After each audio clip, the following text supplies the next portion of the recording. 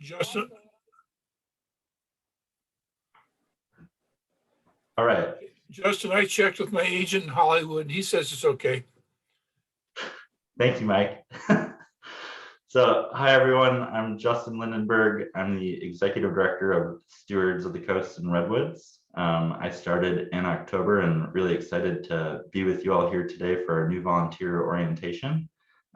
We have a lot of great folks on the call, including many of our presenters today. So I wanted to start off with an introduction of everyone just saying, hello, here's my name, and this is why I'm here. And I'm Justin Lindenberg. I'm the Executive Director of Stewards, and I'm here to help host this training. So if you all just want to feel free to unmute and go one at a time, I think we have a manageable group that we can do this. So what brings you here today? Did you say me, Yeah, go ahead. Justin? I think you said a man with a blue sweatshirt. That's my name is Ken Wright. I am here today because I want to volunteer eventually at Armstrong Woods. I love it. Love hiking up there with my wife and dog, and I want to. We did a guided tour with a docent about a month ago and just loved it. So I want to participate in maybe the trail crew or to help out and just spend more time up there and really enjoy the spot and want to give back a little. So that's my story. Thank you. I'm Mike Roa. I don't know if I led that tour or not, but I'll be talking about Armstrong Redwood docents and also our watershed program. I'm Cecile Caterson, and I love Pond Farm, and it's a project that I've been involved with for I've had the pleasure of being involved with for a couple of years. And so that's why I am here today for the volunteer orientation. I'm Amelia Shaw. I'm the Sonoma Mendocino Coast District Volunteer Coordinator for State Parks. Thank you all for being here. Good morning. My name's Diane Berman. I have a passion for our coast, so I'm very interested in helping out on the coast. Good morning. I'm Sheila Katz. I'll chime in on that. I also have a passion for the coast and am interested in learning more about studying the marine life as well as the birds and tracking all that important information. I used to work at the Houston Zoo years ago, so I'm very excited to come back to this aspect of volunteering. Thank you. Hello, I'm Nancy Essef, and I'm recently retired and interested in volunteering anywhere, really. I have a passion for the coast and for Armstrong Woods, and whatever I can do to preserve our natural beauty, I'm interested in. I'm Patty. Go ahead. Okay. Hi, I'm Patty, and I love being outdoors. I have been hiking the regional parks a lot these last 2 years since I've retired, and I like people, so I'm really interested in being a docent at Armstrong Woods or other places. Additionally, very interested in doing anything to help decrease our footprint on this planet. Hello, my name's Gail King, also retired, spent my entire working career, for the most part, at Monreal School as a teaching assistant and a school bus driver, went on many a field trip. And so the docent idea is not new to me, but I'm just kind of curious and here to check it out. I'm Barbara DeCarly, and I live nearby. I'm recently retired and just have a little bit more time. My sister's been a volunteer in the volunteer center, and I spend a lot of time out in the park. I'm only a mile and a half away, and I love the coast and am interested in, possibly being a docent or working in the volunteer center at some point. Hi, good morning. My name's Claire. Let's see, I'm not retired yet, but I have still a lot of energy to give to the parks. I always look forward to Day of Caring. I always felt like I was very lucky to volunteer in Armstrong, so I want to do it more often than Day of Caring. Because I work, I'm available every other Friday and weekends, and interested in trail work, anything I can do to help. And I'm a potter, so I would also love to help in any way for Pond Farm. Thank you. My name is Kate whoops. No, you're good. Hi, Kate. You want me to go? Okay, my name is Kate Cosman, and I've been a docent at zoos and aquariums for over 12 years now. I'm a American Cetacean Society trained marine mammal naturalist, and I'm going to be one of the new whale watch volunteers here. I'm currently a California Parks docent at Petaluma Adobe, and I've done some volunteer work up at Fort Ross as well. And I look forward to adding tide pooling this month at the training at the end of the month or February. I'm Susanna Mayo. I'm happy to hear about tide pooling again because that's my passion. I'm here to do a refresher on the training that we're about to wonderfully get presented with. But tide pool is my passion, and I hope to meet you there, Kate.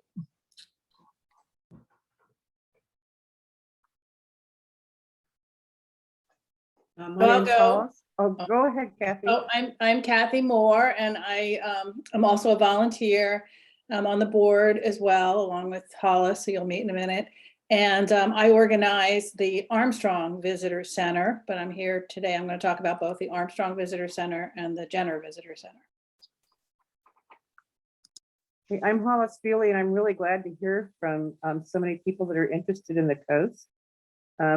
I coordinate both tide pool programs. We have tide pool education as well as roving docents, and also a couple of citizen science projects out on the coast, seabird monitoring and pinniped monitoring. So I'm looking forward to meeting you.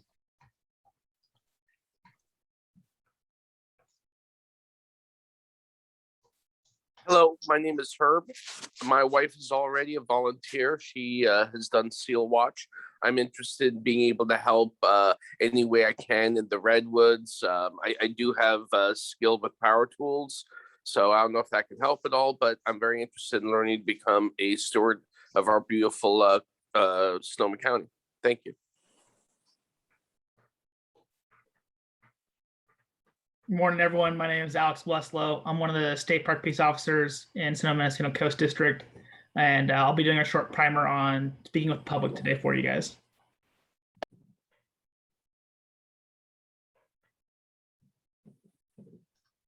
Hi, this is Norma Jellison. I'm the program coordinator for Whale Watch for Stewards of the Coast and Redwoods at Bodega Head, and I'll be talking a little bit about that program today.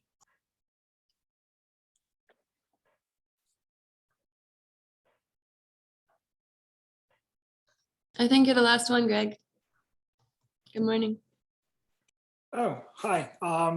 Thanks, Amelia. Hi, I'm Greg Armstrong, and I am the Seal Watch point person for the Seal Watch program on Goat Rock at Jenner. And I'll tell you a little bit more about it shortly. Thanks.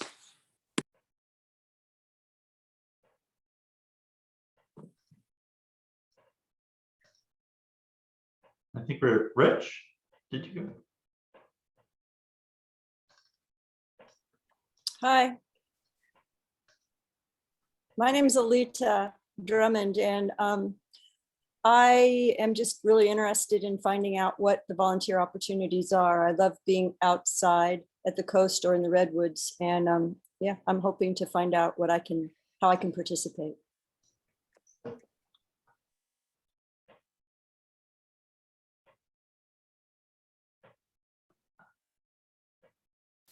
I think that's everyone. Have we heard from Rich?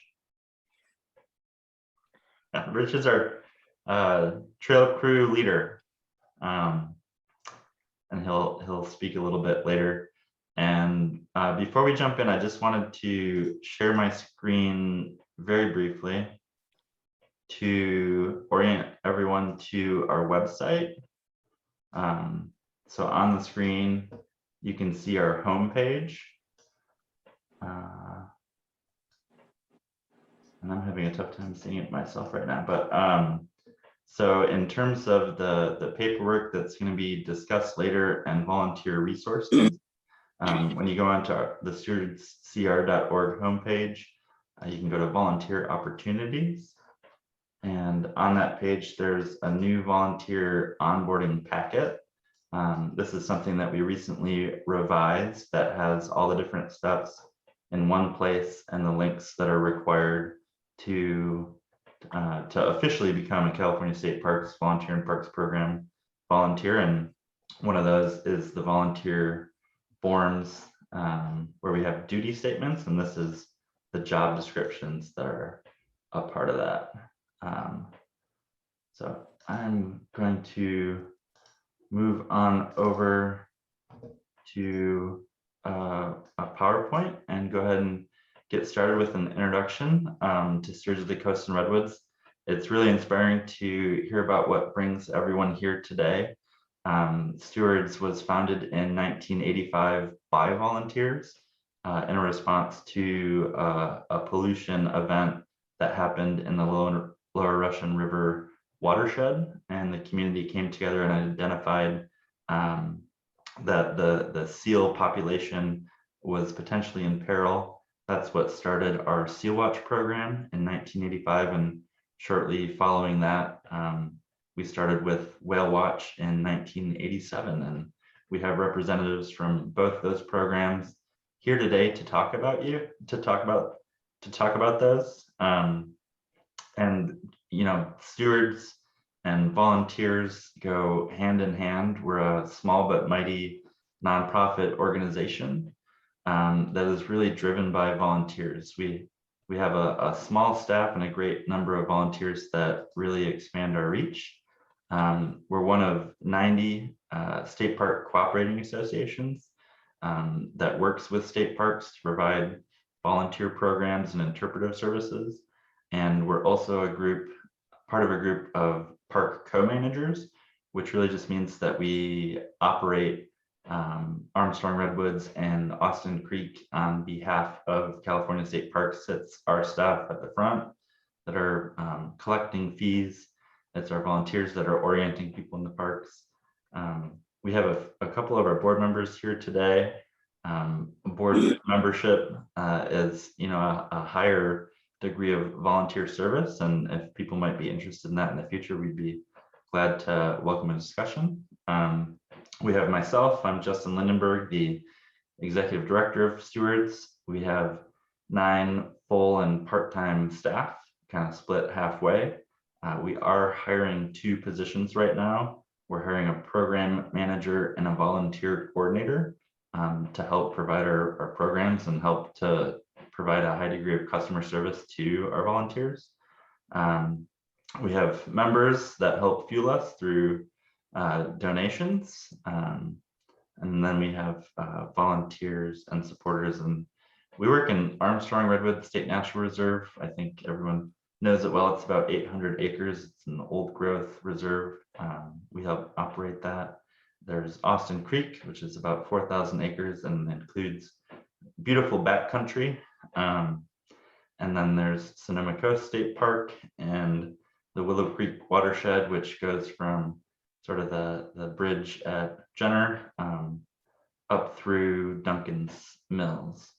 And I'm going to hand it over to Amelia to speak briefly about what the Volunteer in Parks program is. Thank you, Justin. Would it be okay to share my screen, or should I just talk? Absolutely.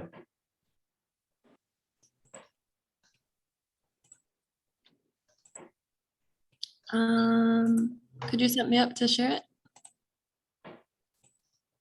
You should. Okay. You should be set now. Thank you. Hi, everybody. Again, my name is Amelia, and I'm the Sonoma Mendocino Coast District Volunteer Coordinator for State Parks.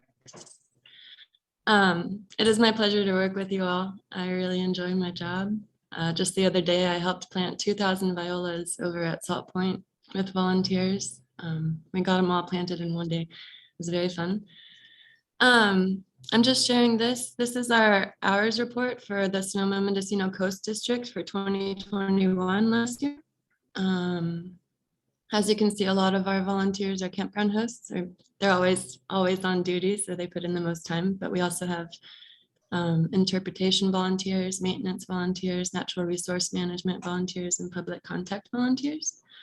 As far as numbers of volunteers, the most we have are in natural resource management, which is very cool. We have a lot of natural resource programs. Total of almost 2,700 hours last year given to our district by volunteers, which is very, very appreciated. And I will be speaking later about the onboarding process. Thank you. Thank you so much, Malia. Next up, we have Alex to talk about interacting with the public generally. And I granted you access to share your screen as well. Okay. Morning, everyone. Hope you guys are doing well. Can everyone see the screen? Yes. Awesome. Okay, so my name is Alex Westlow, one of the State Park Peace Officers in Sonoma-Mendocino Coast District. I am actually up in Mendocino County, but this is a presentation I put together for our volunteers up here, and we thought it'd be good for you guys as well. We're just going to go over quick 10 minutes of speaking with the public. Nothing too intense, just some things to think about when you guys are talking with people. First off, every time you're talking to someone, it's a first contact, right? It doesn't matter if you talked to them before or not. So we always want to start our interactions with a nice warm greeting. You guys are the awesome face of state parks. So something like, hi, my name is Alex Wessel. How are you? If you guys want to use howdy, that's totally fine. You can do things like, oh, I noticed you were looking at a no drone sign. Would you like to learn more? With our volunteers, you guys are really there to help educate the public. You guys provide that interface with them so that they can learn more about the awesome parks they're in. So we can talk about things like the awesome biodiversity in Armstrong Redwoods, or Sonoma Coast State Park, the seals out there. You can talk about why it's protected. And you can also think about what options you have for things that are going on. For example, let's say you see someone with their dog off leash. It's pretty common, right? You're gonna say, hi, my name is Alex. I'm a volunteer with State Parks. I'm just coming out to talk with you guys about dogs. Just want to let you know dogs are allowed on leash in, campgrounds, on beaches. You just give them the education, the opportunity to learn about it. One of the really important things when you talk to someone is phrasing. So what our goal is whenever we're talking to someone who's want to use I words instead of you, it changes how they feel about what you're saying. If I say, you have your dog off leash, you are breaking the rule, they're going to think I'm accusing them. And that's not necessarily our goal. We want to do things that say, put us in charge. So it's, I noticed there's a dog here. My understanding is X about the rules. And I know it's a little thing, but like in my job, I find using I instead of you on any contacts really helps change how people feel about the contact. It can make it a lot easier to talk to somebody. Of course, there's still going to be times people are confrontational, but it can smooth some things over. One of the great books that us peace officers like is Verbal Judo, General Art of Persuasion. It's a short read. I recommend everyone just look over it if you guys can. Some of the phrases that you want to think about avoiding are saying like, come here, you would understand because those are the rules. Telling someone to calm down never works. Don't do it. I'm doing this for your own good, and why don't you be reasonable? Those are things we just don't want to really have in our vocabulary. And then the way we say things can save how our contact's going. If we think about when someone's been talking to us in the past, they might have said something that makes sense, but you might have been really mad about it. Maybe it's you got pulled over for a traffic ticket and the cop goes, "Do you know what you did?" It's going to make you a little mad, right? So the way you say something can make a big difference on how someone's receiving the information you're giving them. Now, one of the really important things for us at state parks is that you guys are an awesome resource. We want your guys to be safe at all times, okay? So your job is not to enforce the rules, it's to help educate, right? And so it's important to know when to break away from a contact and just walk away. So if someone's breaking a rule, you politely inform them of the rule. You can tell them why it exists. We don't want you guys saying they have to leave right away. I'm going to call a ranger. You're going to be in trouble. Those phrases can lead to higher confrontation. You can still call a ranger, right? That's what we want. But we don't want you to tell them, I'm going to call a ranger on you. It's going to lead to more arguments while you're talking with them. And then as soon as someone pushes back, your guys' safety is important. Take a step back. Don't take it personally. Just walk away, right? We want you guys to give us a call, and if it's an issue, we'll come deal with it. So if you see a big violation, you guys can call NORCOM. That's the number there. I'm sure Stewards of the Redwoods, Coast and Redwoods will provide it for all their volunteers. It's important you guys give name, location, the violation, and the phone number of who's calling, so that we can call to get more details, know exactly where we're going, and know what we're looking for. That's it. Really short presentation for you guys. If you have any questions, feel free to email me. It's alex.weslow@parks.ca.gov. Justin and Amelia can also give you guys my contact info. I'm happy to answer any questions you guys have in the future. Thank you so much, Alex. Yeah, really appreciate you joining us this morning, Alex. Thank you so much. Of course, you guys have a good rest. You too.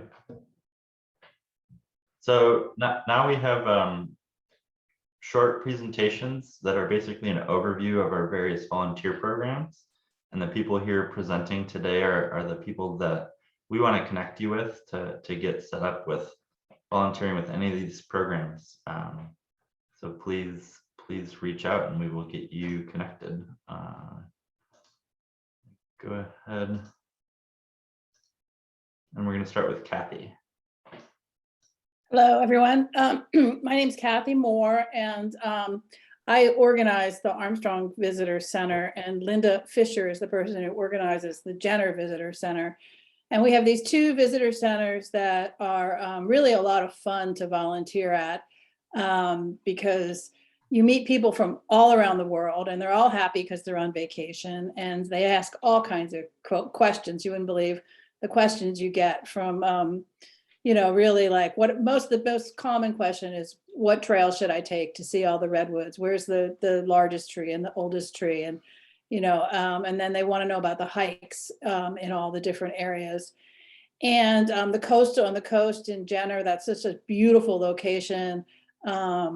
And I would say we really need people right now because we were closed for a while. And so we're trying to kind of restart both the visitor centers opening up, and we want to be open 7 days a week from 10 to 4, and that's 2 shifts a day, like 10 to 1 or 1 to 4. And it's a really flexible thing that you can do. You can volunteer once a week, you can volunteer, once a month, or be on kind of a backup list. So it's a really great flexible volunteer operation where you really get to learn a lot also about all the parks and the coast, because all the information is there. So on downtimes, they sit around and you read everything. So, one of the advantages actually is that you are indoors in the colder weather, but you're still doing a lot of the same kind of docenting job that many of the others are doing. And it is year round, which is kind of nice. So you can volunteer at one of the visitor centers and also volunteer at one of the seasonal programs that we have, and you're connected, you're involved in what's going on. So some of the things that are seasonal or some of the special events, you're kind of you know about them early on and can volunteer. One of the important notes to know is if you're, a supporter of Stewards, is that these visitor centers really provide a very significant amount of income to support the programs that we have for youth and for adults. So it's a huge support on the merchandise that we sell. So we do have a lot of COVID safety protocols in place for you, which I feel very comfortable and very safe. It's just like any other store that you go into in Sonoma County. And it's just, it's important to note that we are very aware of any of the COVID issues. So we basically share information on the trails and the hiking areas. People ask all kinds of questions from, what tree was that? What flower was that? What did I see over in that area? And to, really kind of like other questions like, where do I go to lunch? I mean, phone calls or that sort of thing. So again, some of the benefits are that you really have some very flexible time slots. It's something that's very consistent, that you can have, a regular shift of some sort year round and be really connected with the Stewards organization.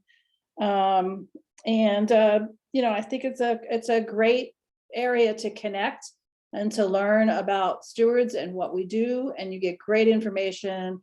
And you really don't need to be an expert when you start.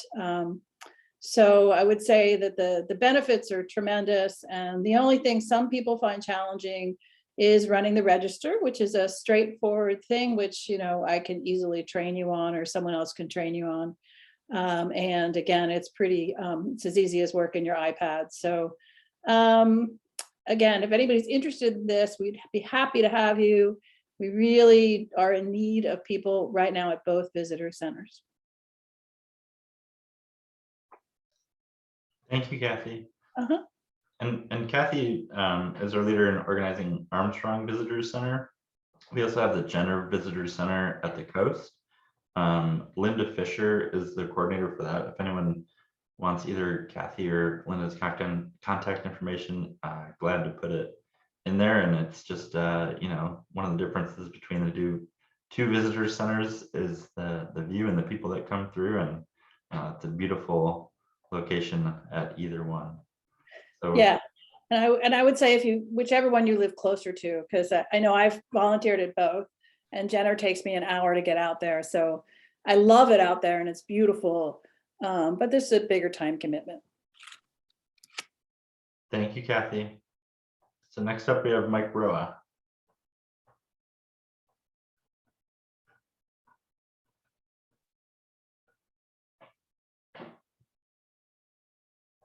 Who is not unmuted yet.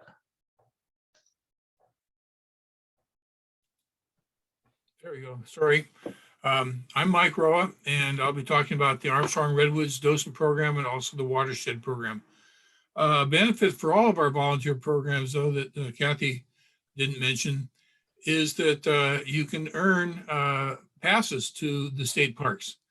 If you do 25 hours of volunteer work, you can get a pass for our local parks, including Mendocino, and for 200 hours, which sounds like a lot, but it's very manageable, very doable. You get a pass that's good in most state parks. So that's another benefit. Of course, the main benefit for all of our volunteering is feeling like you're doing a good thing for our parks, our environment, but also for our public. In Armstrong Redwoods, we have a couple of flavors of docents. One is called the roving docent. The roving docent is basically somebody who walks the trails and sees how things are going and helps people if they have questions or if they're having a problem. The Armstrong Redwoods docent, though, is a more of a tour guide, but people also walk the trails and serve as tourist guide as a roving docent. We have a couple of kinds of tours, several kinds actually. One of them is school groups. Typically, there'll be a class of kids will come out and we'll have 2 or 3 or more docents leading groups. Usually we try to keep it to 15 kids. We have general public groups. where somebody maybe has signed up for a tour because they're with a tour company, or maybe it's just their family. Maybe Uncle Charlie's coming out from Idaho and would like to see some trees. A lot of times docents or potential docents are concerned that they don't know enough to do a good job. I want to reduce that anxiety. We will do as much training as you need. We have a lot of resources available to you. We will do trainings for you as a docent, and also you're welcome to shadow as much as you'd like. Shadowing basically means that, let's say I'm leading a tour and you can join the tour and see what it is that I say, or see what kind of questions the people ask. There are maybe 10 or 15 questions that people ask that probably take care of 90% of the questions that you'll be asked. So we'll have a FAQ form for you. We have a variety of ways of training you. One is, walking with the group. Another is printed materials we've developed, resources you can take with you on the trail as you walk the trail yourself and learn and teach yourself. These range from information about the geology to the organisms to the history. All kinds of stuff is available to you. On March 2nd, we're doing what we're calling a hike with Mike, which means that I'll be walking with docents and sharing with you the kinds of things that I talk about when I lead a tour. It'll be much more than you'll ever want to do on any single tour, but it'll kind of give you a smorgasbord from which to select what you think would be important to share. Also going to do somewhere down the line a sort of a make and take. When I do a tour, I believe that if a picture's worth 1,000 words, a thing is worth 1,000 pictures. So I have a lot of things that I carry with me and show the folks and let them handle and help learn about it. So we'll be doing a make and take so you can develop your own little kit of things to carry with you. So that's just general docenting, but especially at Armstrong Redwoods. We also have what we call a watershed program. We usually do this out at Pomo Canyon, which you may not know about. If you take Highway 1, where it crosses the Russian River there's a Russian restaurant. And just south of that is a little road called, now the name's escaping me. Anyways, a little road, Willow Creek. You take that up a ways and you come to Pomo Canyon Campground. And we do a program there where kids will come out and they'll learn about the geology. They'll learn about macroinvertebrates, which is the little organisms that live in the creek, erosion, and water chemistry. Again, at a very basic level. Currently, this is a program for junior high school kids, but we're going to look at revising it in the not too distant future. And before they come out to the watershed, there'll be a classroom visit. So the kids will come out prepared to learn, and they're usually pretty excited to get their hands wet in the water and to learn about what's going on there. I'm going to need to leave this talk. Let me give you my email, and you can also reach me through Stewards. But if you have questions, I'd be happy to receive an email. And that would be mroa@sonic.net, and I will put that in the chat. So if you have questions, I'll stick around and check out the chat, and then I need to leave. So thank you very much. I hope to see you at the hike with Mike or in the Redwoods. Thank you so much, Mike. Does anyone have questions for Mike? All right. We're going to hand it over to Hollis. Okay, we have three Tide Pool programs now. The Tide Pool Education Program leads school field trips into the intertidal. It's kind of been on hiatus, obviously, because of COVID, and though we have some schools registered for this spring, we're hoping that they're not overly optimistic because of the school district's concerns of crowding on buses. But it's a very fun program. And again, like Mike said, you don't have to know everything about those tide pool animals. It's a wonderful learning opportunity if you are interested. And our primary concern is helping them, introducing them to this really special environment and helping them explore it with their own safety in mind, you know, because we talk about ocean safety, and also tide pool etiquette, the safety and well-being of the animals that live there. Our roving docent program, we're really interested in roving docents, and you can pick any beach on a low tide day for a couple of hours, and you go out and help the public explore these wonderful areas. This is really becoming a priority right now. In fact, I don't know if you're familiar with the MPAs or the marine protected areas. They're in the process right now of starting up 2 roving docent programs, one at Duxbury Reef off of Blenus and one at Pillar Point south of San Francisco, because they're concerned about overuse and overvisitation right now and the impact on that environment, as well as foraging. And so it's something that we would like to continue doing here as well. We also have a tide pool touch table that the Bodega Marine Lab built for us. And we don't have a photograph of it on this slide, but it's a lot of fun. We set up a table with, oh, there it is, with seawater, cold seawater. We have a pump and a refrigeration unit to keep it cold. We pick up animals from the Bodega Marine Lab, and it's an opportunity for hands-on investigation of these animals without worrying about damaging them or pulling them out of their native environment. And we can use it. The thing about the touch table is it's portable. We can take it anywhere and we can use it at any time. We're not tide dependent. So if anybody's interested in any of these programs, Stewards can put you in touch with me, and I encourage you to do so. Pinniped monitoring. Okay, this is a citizen science program, and we're under contract with the Sonoma Water Agency, who manages the Jenner Estuary and at the mouth of the Russian River and the flow, actually, because it's a natural sandbar that is created there, and occasionally the river backs up and there's a threat of flooding in the Jenner area, and so they have to mechanically open it. There are concerns about, there's biology opinion that addresses the health and well-being of fingerlings and fish in that area, and also the impact on the harbor seal colony there and the pinnipeds. So what we do is we have 2 regular standing pinniped monitoring shifts per month. It's a 4-hour shift on the overlook on Highway 1 that looks down on the mouth of the Russian River, where we do counts during the harbor seal pupping season. We're also counting the pups and making note of any disturbances to these animals.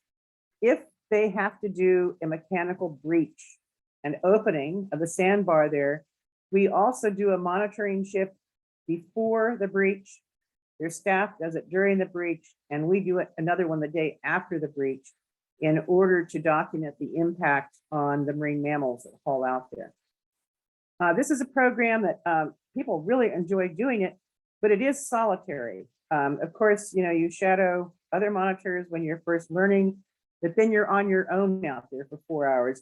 So this isn't for everybody, but some people really, really enjoy it. Seabird monitoring.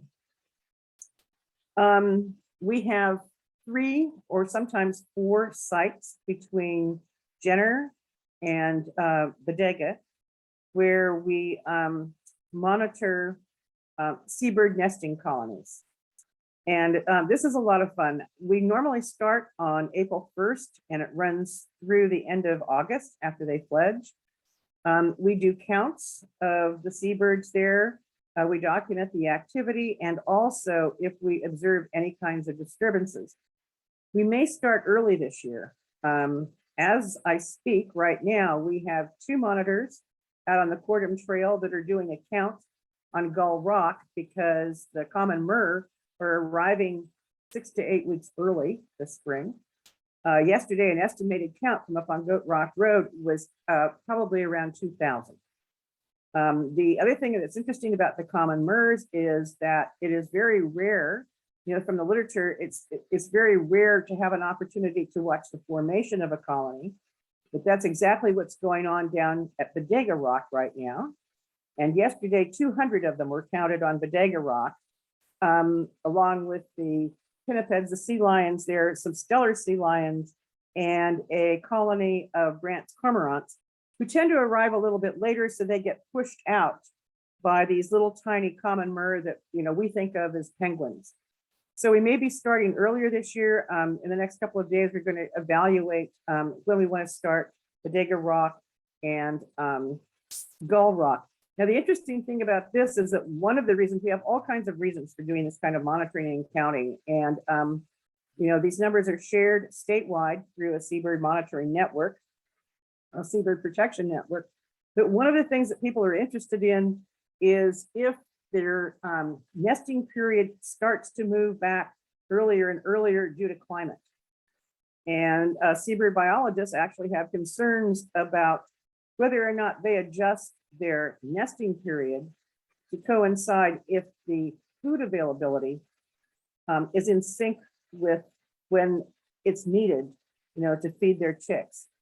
And so what we're now seeing, last year, they arrived about a month early. This year, it's 2 months early. So it's an opportunity to provide data, which is very much needed. And the seabirds are really an indicator of the health of the ocean because they're dependent upon the food supply there.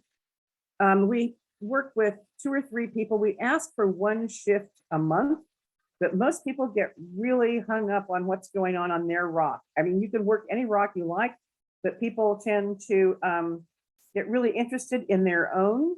And that we have some monitors that show up every single week. I mean, they can't stay away. Bodega Head is wonderful because you're very, very close to these families. You can see the interaction between the species and between the parents and the chicks. We're there on Thursday mornings, and it's a wonderful opportunity to interact with the public and do interpretation and education so that the public appreciates what's going on these rocks as well. So again, if you're interested, be sure to let me know. We'd be very happy for you to join us. The other thing I want to say about the seabird monitoring program, I said that there are docents, there are monitors that work on different rocks, but there's something about these people, there's a tremendous amount of teamwork involved. And after every shift, people send out a report to the entire group on what's going on out there. So everybody enjoys hearing from everybody else as well. So again, if you're interested, please get in touch with me and I can answer any questions. One last thing, we are having a coastal orientation on March 5th. It's a long day, it's from 9 to 2 and it's virtual this year, but it gives you an opportunity to meet people from NOAA, the Seabird Protection Network, the National Marine Sanctuary, the Marine Mammal Center, and they're going to talk about disturbances to our natural resources, how to report them and when to report an animal stranding or an animal in trouble or a disturbance. And one presentation that's a lot of fun is done by Ryan Berger, who for several years has done whale rescue and disentanglement. And that's really a fun presentation. So you're welcome to join us. We encourage it for our all coastal volunteers, but anybody's welcome. And you don't have to join for the entire day. It's a long day, but we'll be publishing an agenda and you can pick and choose if you like. So I hope to meet you out there. Thank you so much. Any questions for Hollis?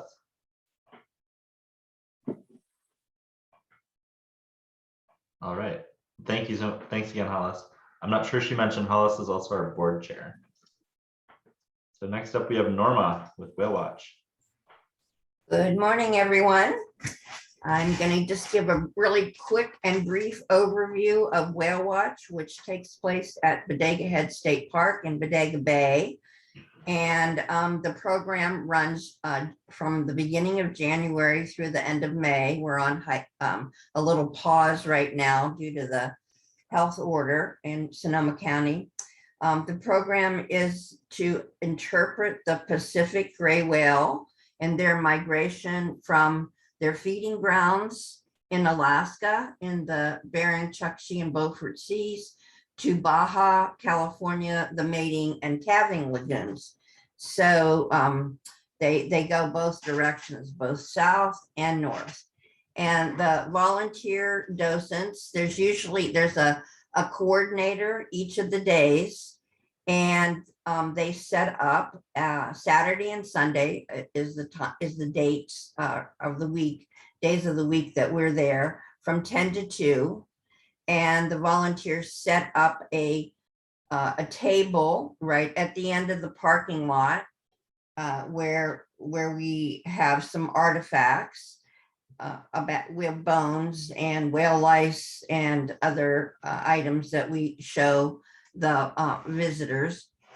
And we wear whale watch vests. And we also have a large poster of marine mammals of the Northern Pacific area. And we also stand on the top of the promontory, which you'll see in one of the pictures here. And we talk to visitors, and hopefully we help them see whales. And that's kind of one of an opening that's easy to have. On the back of our vest, it says whale watch. And we always say that's no guarantee that you're going to see a whale, but we hope that you will, and we will help you as we try to cite them as well by usually seeing their blows as they pass by. And in the southbound migration, they're generally a little further out.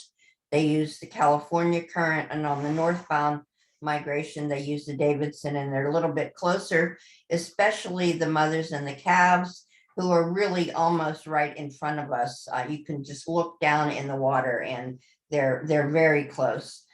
So we have a whale watch training that occurs in November. There is a video of the training on the Stewards website, but the volunteers can join us out at the head after you go through and complete your paperwork with Amelia. And then you sign up. We have a calendar on the website for you to sign up for those Saturday, Sunday, 10 to 2 times that we volunteer. And so, but you volunteer when you just show up if you haven't had a chance to take the training after you watch the video, which is helpful, but we'll buddy you up with a returning volunteer. And we have a card that we hand out. It's a rack card, but it's a color card with a lot of facts about whales, the Pacific gray whales. And they have many of those facts will help you answer the typical questions that you're going to get from the visitors. Of course, the question you hear most often is, have you seen any whales today? Or what time did the whales show up? And these majestic mammals are just really an awesome experience for people, some of whom come to Bodega Head and they just take the road to the end that dumps into, if you will, the parking lot, and they don't even know that there's an opportunity to see whales. So both they get excited to see the poster and the whale bones, but mostly what they're excited is if they have an actual opportunity to see a whale as it's migrating past, and particularly, as I said, the mothers and the calves who are so very close. So we just had a new interpretive panel installed by our wonderful trail crew.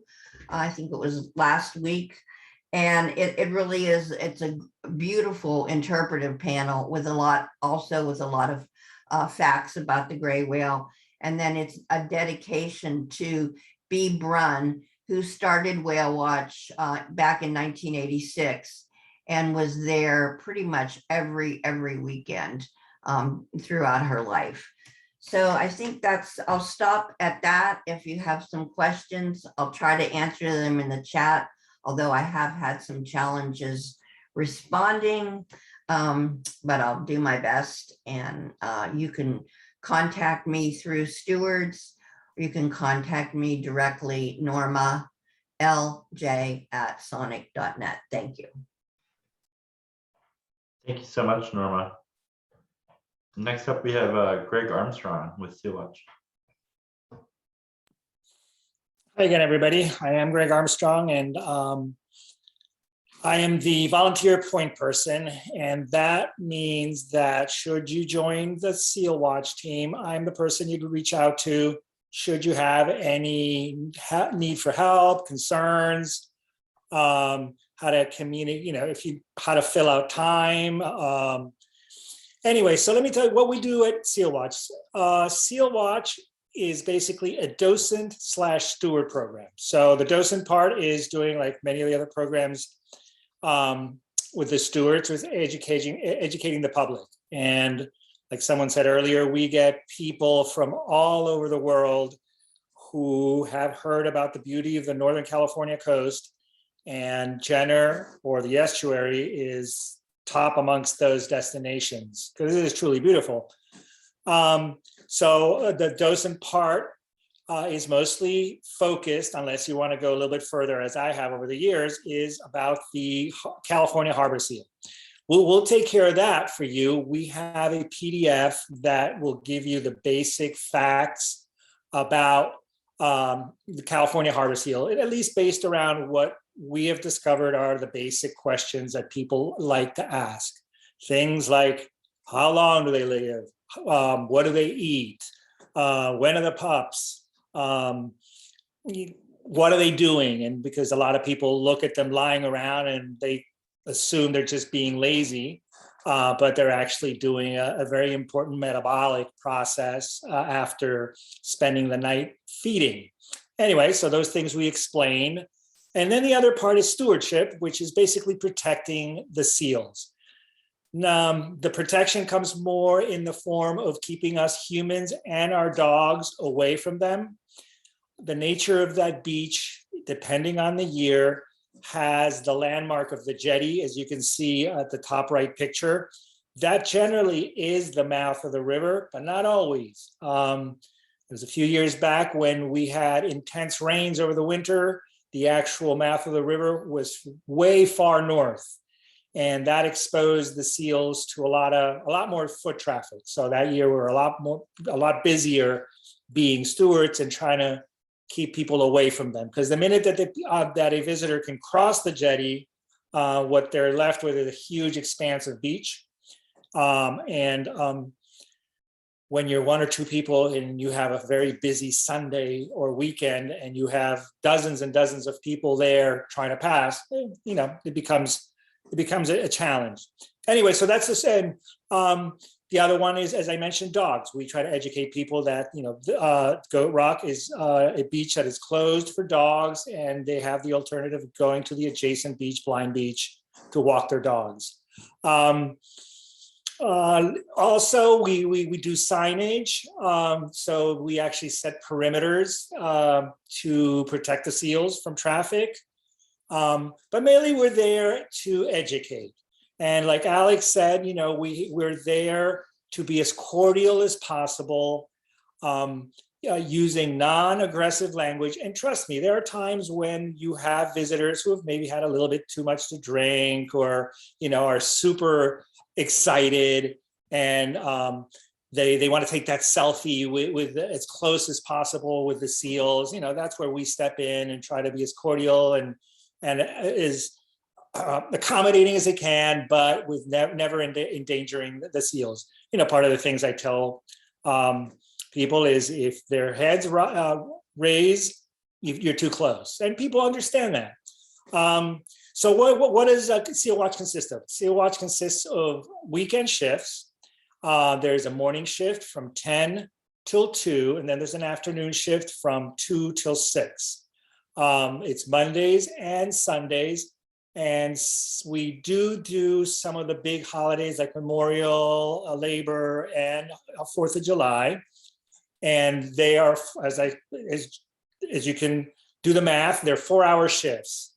We have a box of equipment at Goat Rock parking lot where we have vests, we have binoculars, which optical equipment is a big part of the service that we offer, which has been severely curtailed during the pandemic, but it's a huge service. We offer them. We have like 4 binoculars, monocles, kids monocles, And that's really kind of the big thing there. And people are super appreciative with you because sometimes the distance, as you can see from that right-hand picture, from the jetty to where the seals are is substantial. So offering them equipment to view them, they totally love it. It can get really busy there. But hey, sorry, back to the box. The box also has we keep records for state parks. Primarily, they're concerned with visitorship. So we record every interaction we have with the public, and that's I suppose it's to justify the program. We do some soft science, but with the introduction of the pinniped monitoring program, we do less of that. But we do keep records. And we have pamphlets and brochures, a lot of the same material that we share with the other volunteer programs. It's probably one of the most incredible ways to experience the coast, because like in the morning, you've got a certain atmosphere to a shift, and then the evening it's a completely different atmosphere of the shift. The beach is never the same weekend after weekend. Even, it's really remarkable how in the 8 years I've done it, I don't think I've ever seen the beach the same. The sand shifts, the jetty goes further, comes north, the beach gets wider, gets narrower. It's really incredible. And then you have, because in this estuary, it's such an incredibly rich biome. And you have from, of course, the seals and the incredible migratory section. And as Norma mentioned, in the north, when the whales are traveling north, they actually get incredibly close to the coast in general. And there's a lagoon there that you'll sometimes see gray whales frolicking for hours, a calf and a mom. And it's really the highlight. When people see that, they're just completely awed. I've actually seen a humpback whale traverse that, and I was told that's a really rare sight. So anyway, a lot happens at the estuary. And so if you really love the California coast, you love our marine mammals, that's a great way to experience it. With that said, we also have on February 19th, I believe, we are scheduling a presentation by Sarah Allen, who is now the retired marine mammal director for the Point Reyes National Seashore. And she's a wealth of information, not to mention an incredible presenter and just super available.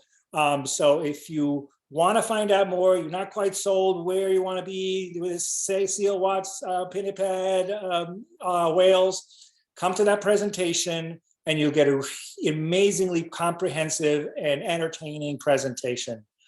I think I've covered the basics.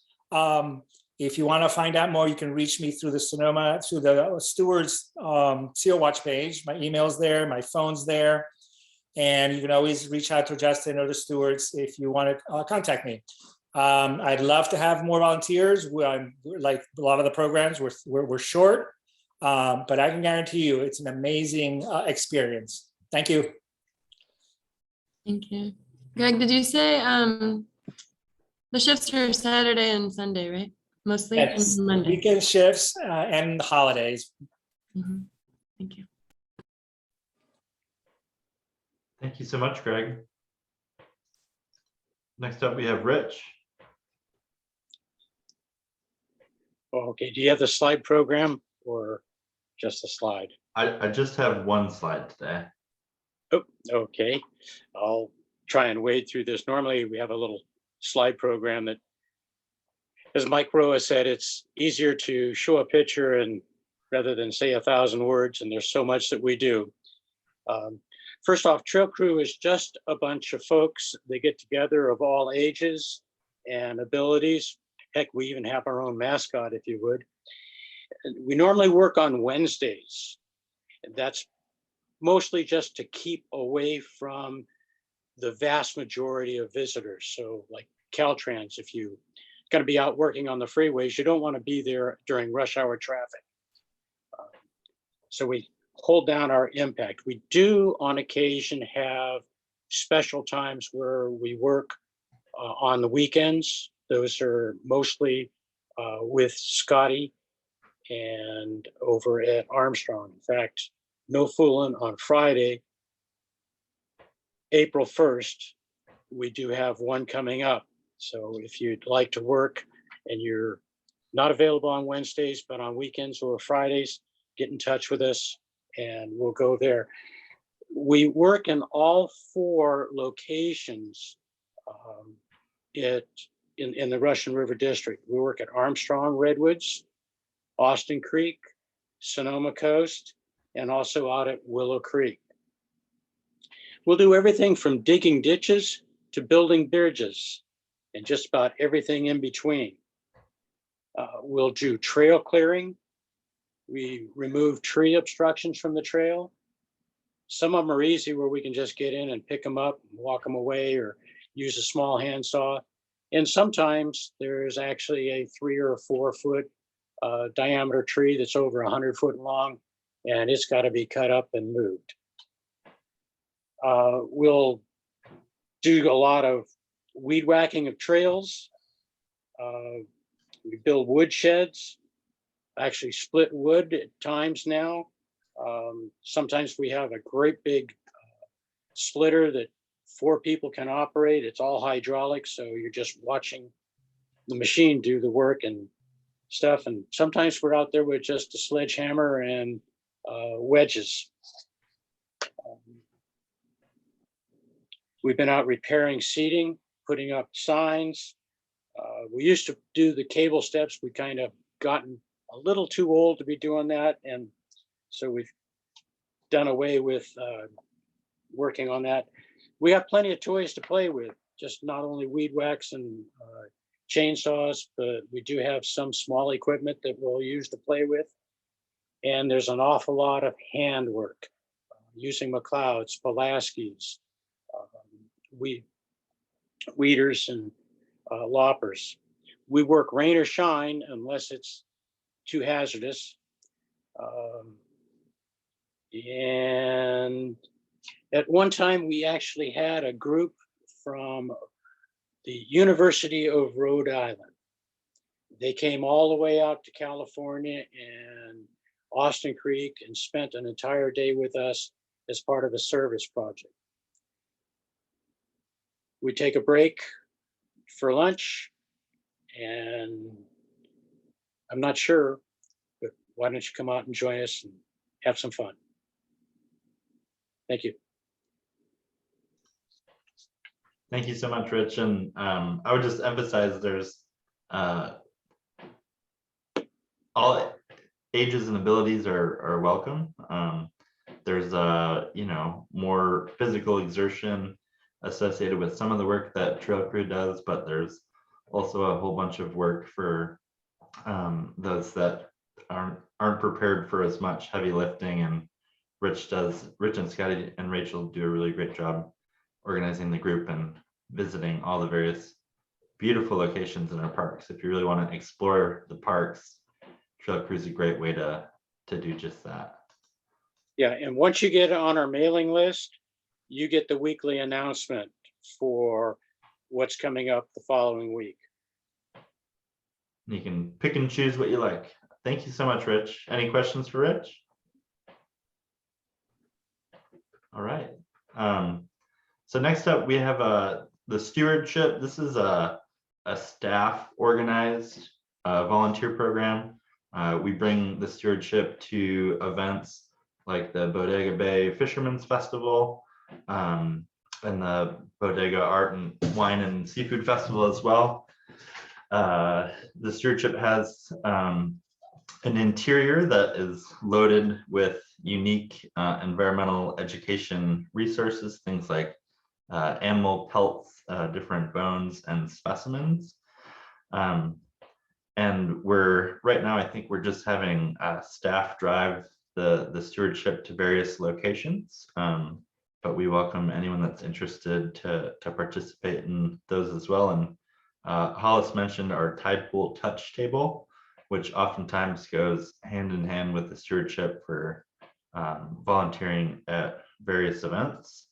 We also have special event volunteers. Most significantly, on July 16th this year, we'll be hosting our Old Grove Festival, which brings about 400 people to the Redwood Forest Theater We organize a volunteer army of sorts to help pull this event off in the park. And then we also have other events like dinners at Schoolhouse Flats up in Austin Creek and in other locations as well. We also have Pond Farm docents. Pond Farm will hopefully at some point in 2022 be designated by the Secretary of Interior as a National Historic Landmark. It is Margaret Windelhain's home and where she hosted for about 40 years pottery students and trained them and really helped advance the studio arts movement, coming with her Bauhaus training and bringing that to America, which was an important founding, of this arts movement and of modernism, I also believe. I know that Cecile is also on this as well, and wanted to see if she wanted to share anything else about becoming a Pond Farm docent.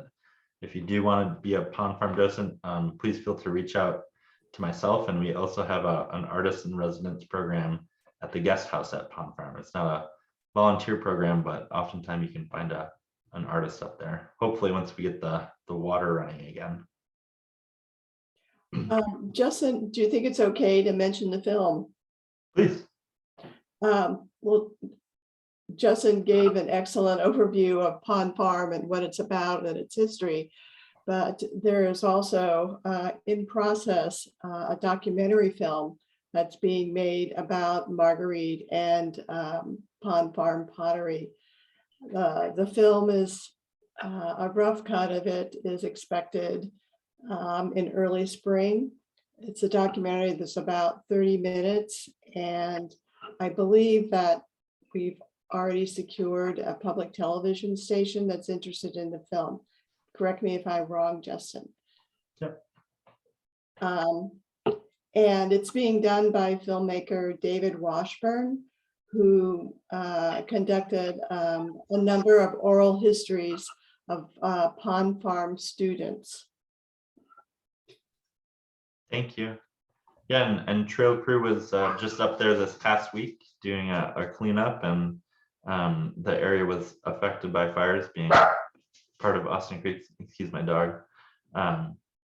And we look forward to getting water and power restored so we can start bringing people up there again.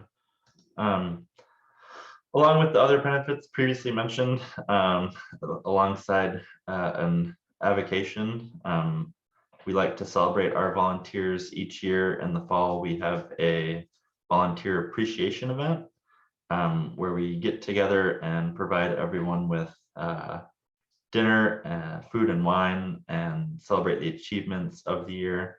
It was a lot of fun when we hosted it early December of this past year, right before things started to shut down again. And I'm gonna stop the presentation. There's lots of different ways that you can help stewards, but really why we're all here today is about volunteerism. We're a volunteer-driven organization and really are grateful for your interest and potential participation. We really have all the experts here today. I want to thank all of our presenters for speaking, and we have one more, Amelia from State Parks, to talk about the different volunteer requirements and paperwork. And I'm just going to go ahead and stop the presentation, and if Amelia wants to present anything, that's great. Otherwise, glad to answer any questions before Amelia starts.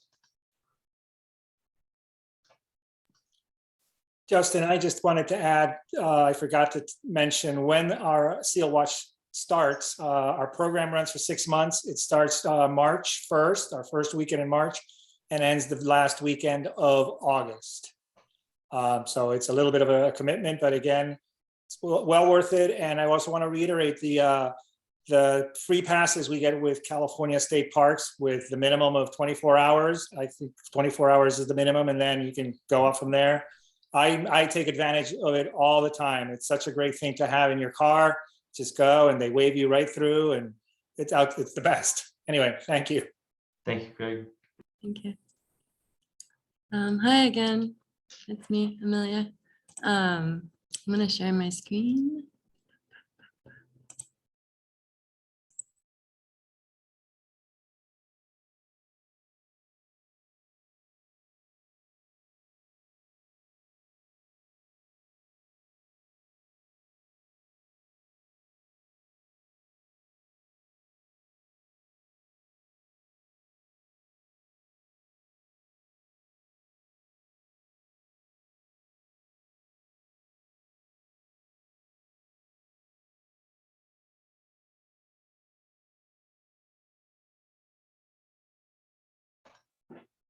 Hear me?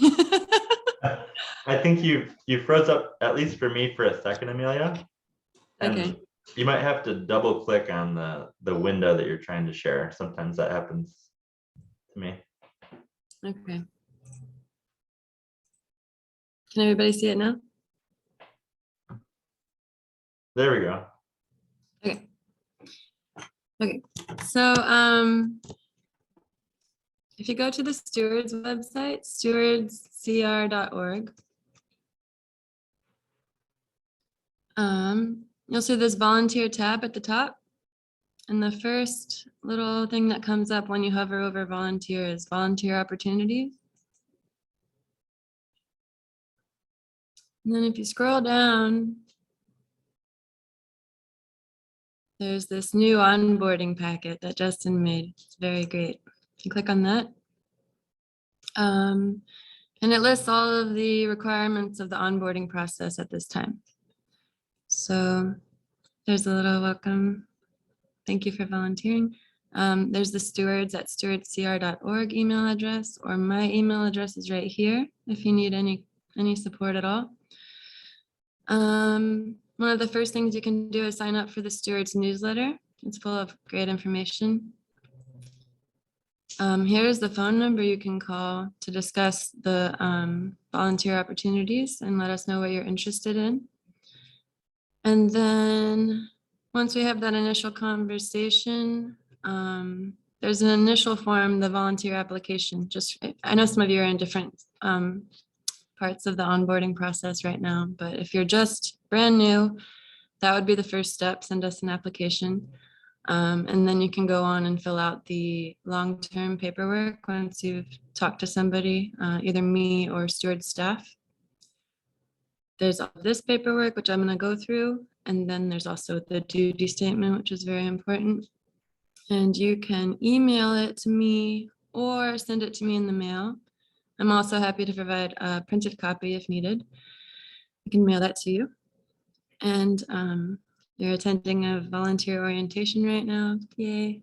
And there's also a database for reporting your volunteer time.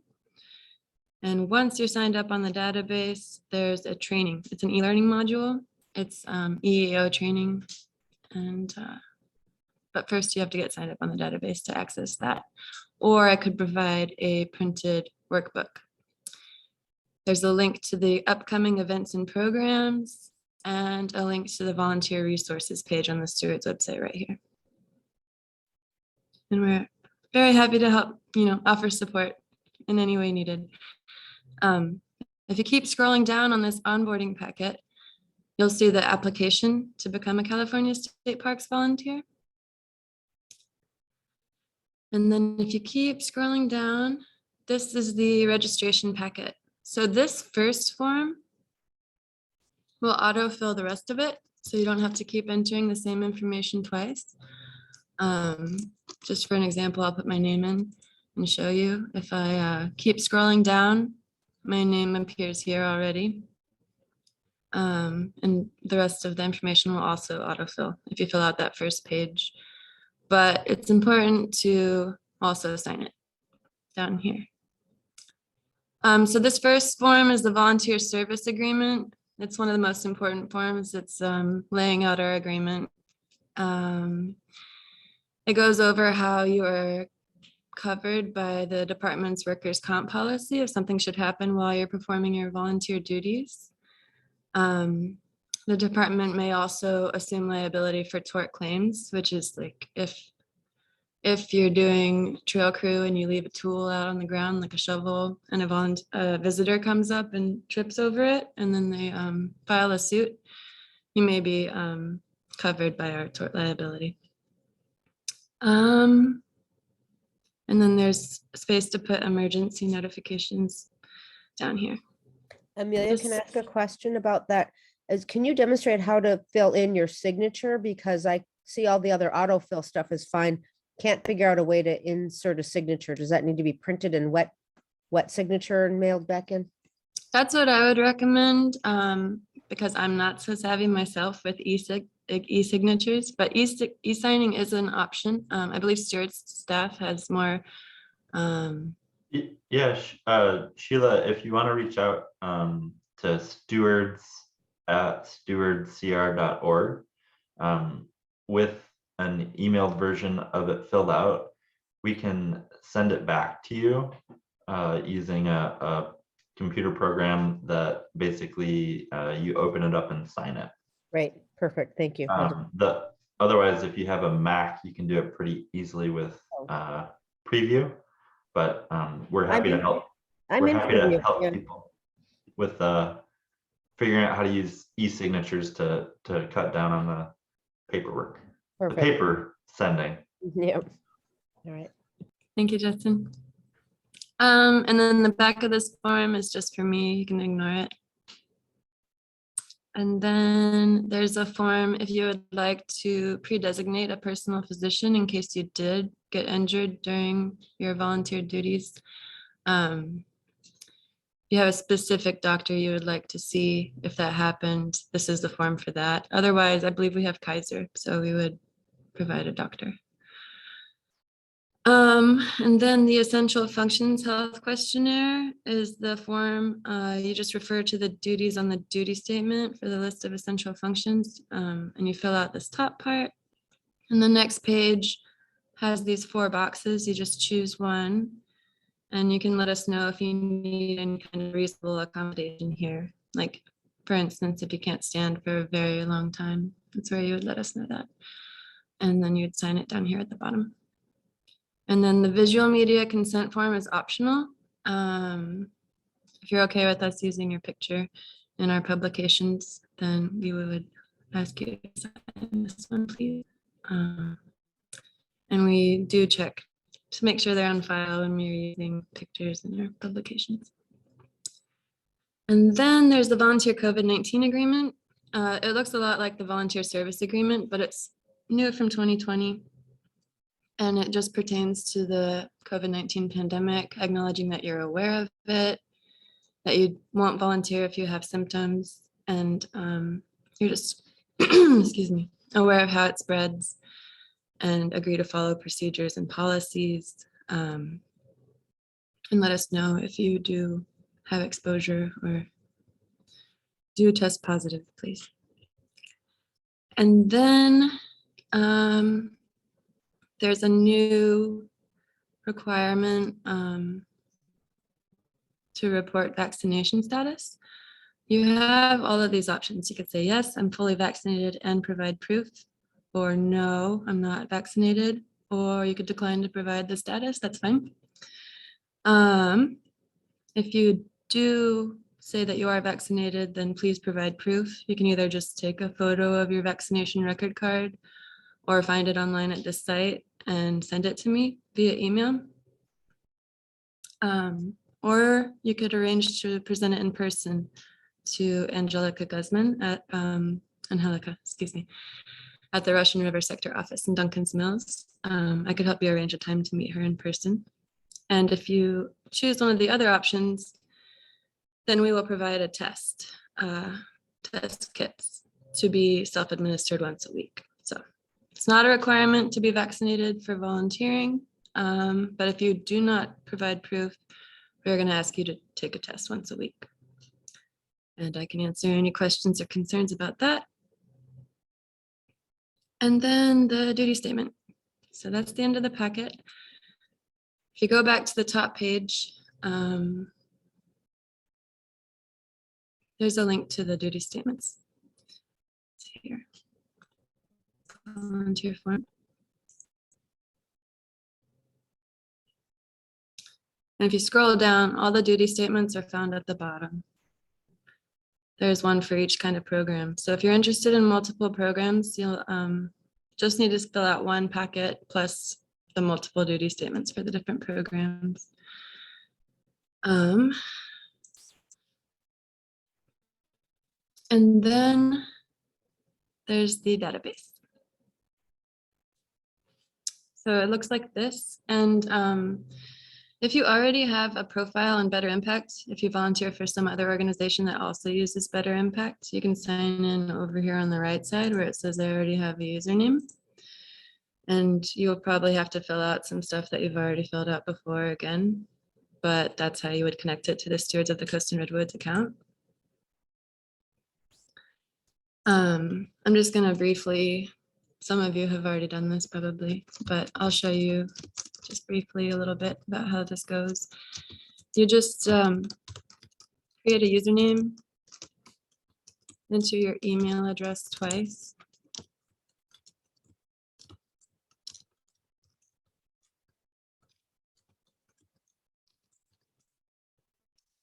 And then you have to click this little box to say you agree to our policies. You can read it here.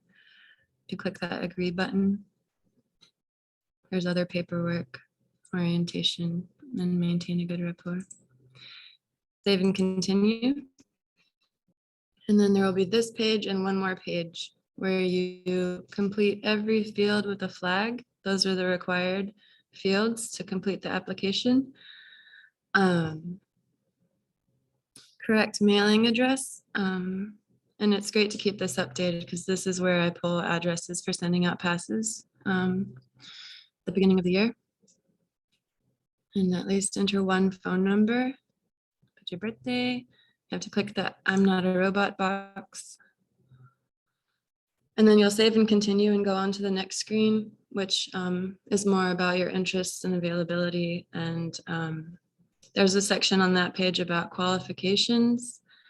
You don't have to worry so much about that. I'll go and fill it in for you so that when you log in, you'll see the activities that you're qualified for to report your volunteer hours. And I'll show you what that looks like real quick. If you go to myvolunteerpage.com, it'll look like this. And you just log in. It'll take a moment, like maybe a day or two for us to process your application once you finish putting in all your information. But we'll let you know when it's ready and how to enter your hours. You just log in. Oops. Oops, it's not letting me in. Well, sorry, I can't do that. But that's where you log in. It'll have a home page with a hours tab at the top. You just click on that, and then that will show you a drop-down list of activities to choose from, and you just enter the date and the amount of time and push save. And some activities ask for you to put a little feedback about your experience, just brief feedback. Yeah, that's about it, I guess. Any questions?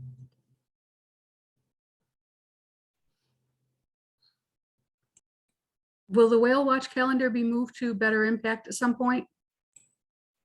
I don't believe so. It was at one point, but we found that it was easier to use Google Calendar. Thank you. We also experimented with a different sign-up form for the whale watch calendar, as Google was being a little bit finicky too, but Norma's really the living embodiment of the whale watch calendar. So just please reach out to her with that. And there's been a number of questions in the chat, but before I go to that, I want to say thank you so much to Amelia for the great overview of the paperwork and the Better Impacts database. We're very grateful. And I'm going to share see if I can share my whole screen maybe, and show about the e-signatures. Okay, so now you can see my whole computer. And on the Stewards homepage, under volunteer opportunities, is where you find the new volunteer onboarding packet. So this is the paperwork, and you can see that you can start filling it out in the browser, but it won't let you sign anything in the browser. So what you have to do is download the form. It might show up at the bottom of your browser, where you can show it in your downloads folder.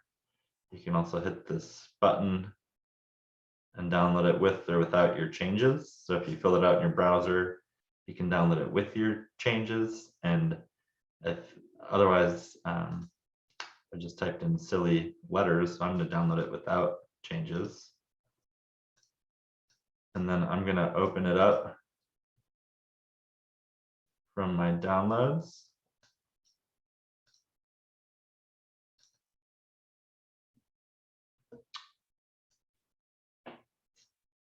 And so I'm on a Mac. I'm sure this is different for everyone that's using a PC, but you know, with the Mac, I can fill this out. And then for applicant signature, you have a little button. You can create a signature, install it, and just drop it in. And again, I just want to reinforce that Stewards staff, the best way to reach us is stewards@stewardscr.org. Reach out to us, reach out to Amelia, reach out to us about e-signatures, reach out to Amelia about anything else, but we really help and we want to support your journey as a volunteer. We want to help you build confidence. There's so many people on this call, the people that presented about their programs, that want to help you train and learn and become educated and inspired yourself so that you can impart that in others as a volunteer. So thank you everyone so much for joining us this morning. It looks like we're going to end a little bit early, which I think is delightful and allows us all to get off to lunch, but wanted to see if there's any questions or thoughts before we close out the training.